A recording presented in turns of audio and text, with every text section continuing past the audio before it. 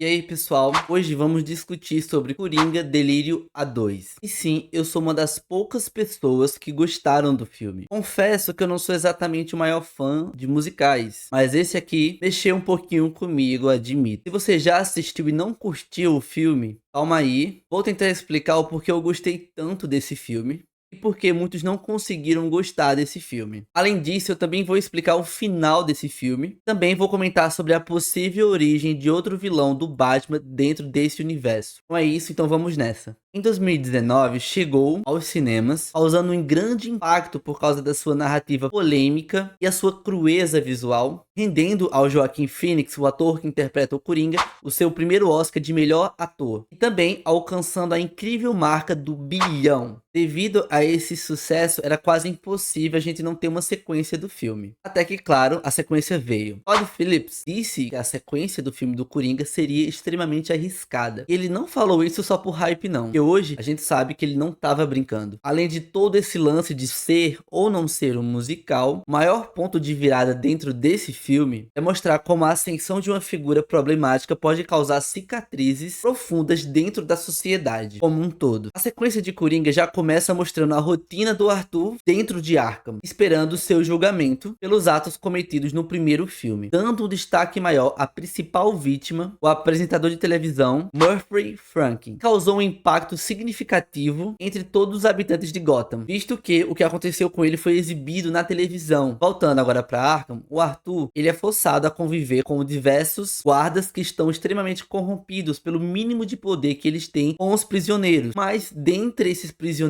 existe uma conexão maior com um jovem em específico, que tá sempre andando com o Arthur. Para onde ele vai, esse jovem tá indo atrás. Mas nesse momento não vou falar desse jovem, vou deixar para falar dele um pouquinho no final. Ainda dentro de Arkham, o Arthur ele tem contato com a sua advogada, tem como missão aqui tentar buscar uma ajuda maior para o Arthur, visto que ela sabe que nas condições que o Arthur está dentro de Arkham não vão favorecer a sua saúde mental. E é justamente nesse cenário caótico de Arkham que o Arthur conhece a Lee, interpretada pela Lady Gaga. E aqui a gente começa de fato as cenas musicais, e sem dúvidas, pelo menos pra mim, é o ponto alto do filme. Gaga brilha de maneira fenomenal. Inclusive, pra mim, esse foi o melhor papel dela. Eu já vi ela interpretando outros papéis, como por exemplo em American Horror Story e Nasce uma Estrela. Mas aqui ela brilha de uma forma única. Falar que o Joaquin Phoenix é um bom ator é chover no molhado, mas vale a consideração, aqui nesse filme ele tá tão bom quanto no primeiro. Eu lembro que em uma das entrevistas do Todd Phillips, o diretor desse filme, ele falou que essa sequência não é exatamente o que o público espera. De fato, ele não estava errado. Ao contrário do que muitos imaginavam, a gente não vai ver o Coringa e a sua amada Lee como uma dupla de criminosos, naquela vibe Bonnie e Clyde pelas ruas de Gotham. Não, nada disso. Aqui nesse filme, o que a gente vai ter é um delírio compartilhado entre duas mentes quebradas que sonham com coisas bem diferentes, mas que ambas querem sair daquele lugar para viver suas fantasias. Agora falando mais sobre o musical do filme, eu tenho algumas considerações. A primeira é, quando bem utilizada, de fato, ela eleva o nível da produção. Joaquim, ele surpreende ao conseguir segurar o seu papel cantando e dançando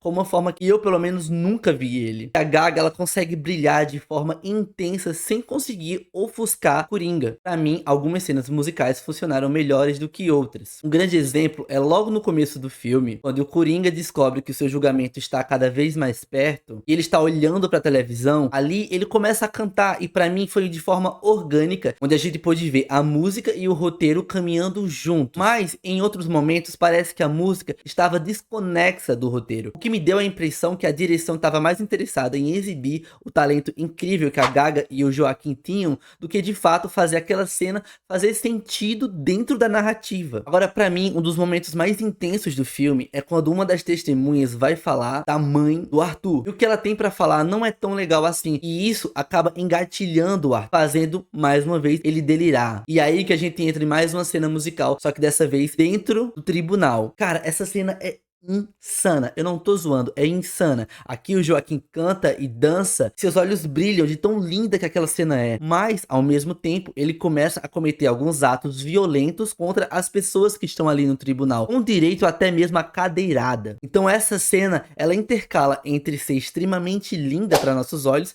e extremamente assustadora pelos atos que o Coringa está cometendo ali dentro da sua mente com as pessoas presentes no tribunal. A direção no filme inteiro está impecável, mas nesse momento específico, o Todd Phillips ativou o modo Deus, porque, cara, é lindo demais. O que faz a gente entrar em outro ponto. O roteiro, ele pode até dividir o público, mas os aspectos técnicos desse filme aqui brilham do começo ao fim. Todd Phillips traz uma direção ainda mais inspirada do que no primeiro filme, criando uma tensão visual delirante que destaca o Arthur perdendo a sua sanidade toda vez que ele encontra ou pensa na sua amada Lee. A fotografia é maravilhosa. E eu sei, pessoal, eu sei que é horrível tirar foto no cinema, mas tinha cada frame maravilhoso que eu simplesmente queria tirar o meu celular do bolso e ficar tirando foto. Tão lindo que o filme visualmente estava. Claro, eu evitei fazer isso, mas confesso que em alguns momentos estava difícil, porque eu simplesmente queria puxar o meu celular do bolso e tirar fotos. Agora, falando sobre a trilha sonora, é chover no molhado dizer que ela tá belíssima para os ouvidos. O filme traz músicas clássicas que provavelmente você já deve ter ouvido em algum momento da sua vida, tornando diversos momentos do filme extremamente lindos de acompanhar. Agora, falando um pouquinho sobre o Joaquin Phoenix, para mim, mais uma vez ele surpreendeu. Ele mergulha ainda mais dentro da fragilidade do Arthur, trazendo diversos questionamentos importantes. Claro, isso com certeza foi algo que o Todd Phillips colocou de propósito. Com isso, ele respondeu algumas perguntas polêmicas que ficaram no primeiro filme, quando muitos falavam sobre a suposta glorificação do vilão, do Coringa. Mas aqui, o Arthur se afasta um pouco disso, mostrando que no fundo, ele estava mais para uma vítima da sociedade do que para um herói dentro desse caos. Quando chegamos no julgamento, que para mim é o momento mais pesado do filme, percebemos que o público está mais interessado no Coringa do que no Arthur Fleck. Assim como a sua amada, a Lee, ela está apaixonada pelo Coringa,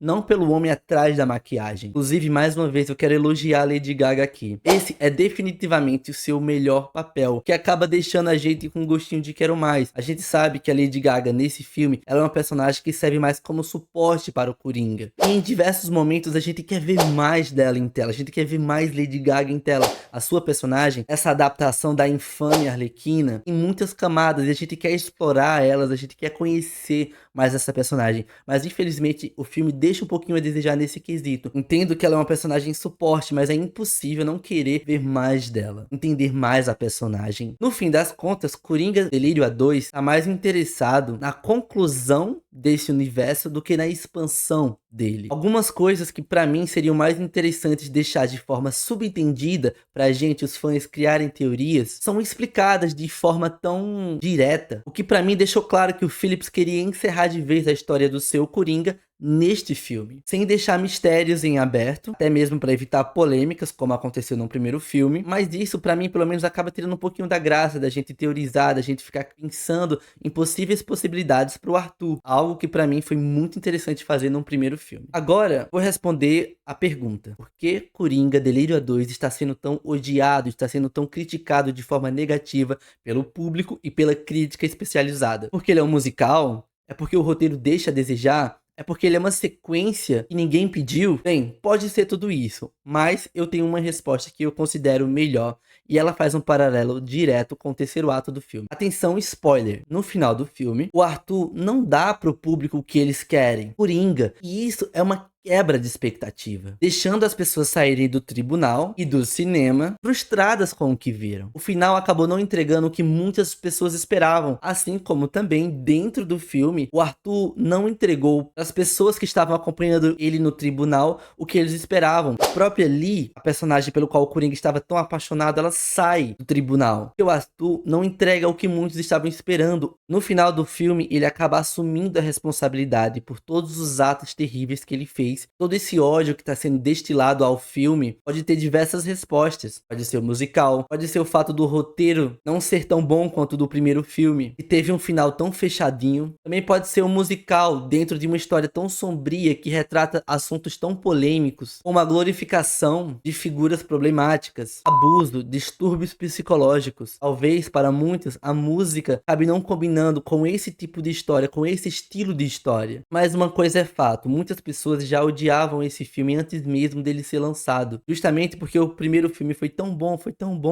ele não precisava de uma sequência, porque ele por si já se bastava. Confesso que eu pelo menos curti minha experiência com Coringa Delírio A2. Final explicado. No final do filme, o Arthur Fleck, nosso Coringa, ele assume a culpa pelos seus crimes e é condenado à cadeira elétrica. Ele até consegue escapar quando seus seguidores explodem o tribunal, mas logo é capturado novamente, principalmente depois de ter sido rejeitado da sua amada Ali. De volta à prisão, ele aguarda a sua execução, até que é informado de uma suposta visita. Num caminho, um jovem preso, que sempre observava o Arthur, o acompanha. E ao se aproximar, ele quer contar uma piada pro Arthur. Logo depois de contar essa piada, o garoto mata o Arthur a facadas e, em um surto, ele começa a rir de forma descontrolada, cortando as suas bochechas. No processo, o riso agudo do jovem sugere que talvez ele se torne um novo Coringa dentro desse universo. Enquanto o jovem dá risadas, o Arthur, que levou diversas facadas, supostamente morre com um sorriso no rosto. Outro aspecto interessante é a sugestão da origem de outro vilão dentro desse universo. Isso mesmo, eu estou falando do Duas Caras. O promotor Harvey Dent, interpretado por Harry Latey, é gravemente ferido durante a explosão dentro do tribunal. Em um breve frame, é possível observar que metade do seu rosto foi severamente comprometido pela explosão, que indica uma potencial introdução do icônico vilão dentro desse universo caótico do Todd Phillips. Então, pessoal, será que eu sou maluco por ter curtido esse filme? Talvez, mas no final das contas, a arte é isso, né? Ela mexe com cada pessoa de uma forma diferente. Pra mim, Coringa Delírio A2 foi uma experiência agradável no cinema. Me fez refletir bastante. Mas eu também consigo entender as pessoas que não gostaram desse filme. Mas agora eu quero saber de vocês. Curtiram o filme? Não gostaram? Comente aí e vamos debater. Considere se inscrever no canal. E agora eu quero deixar aqui pra vocês a meta de 30 likes. Então me ajuda aí curtindo o vídeo.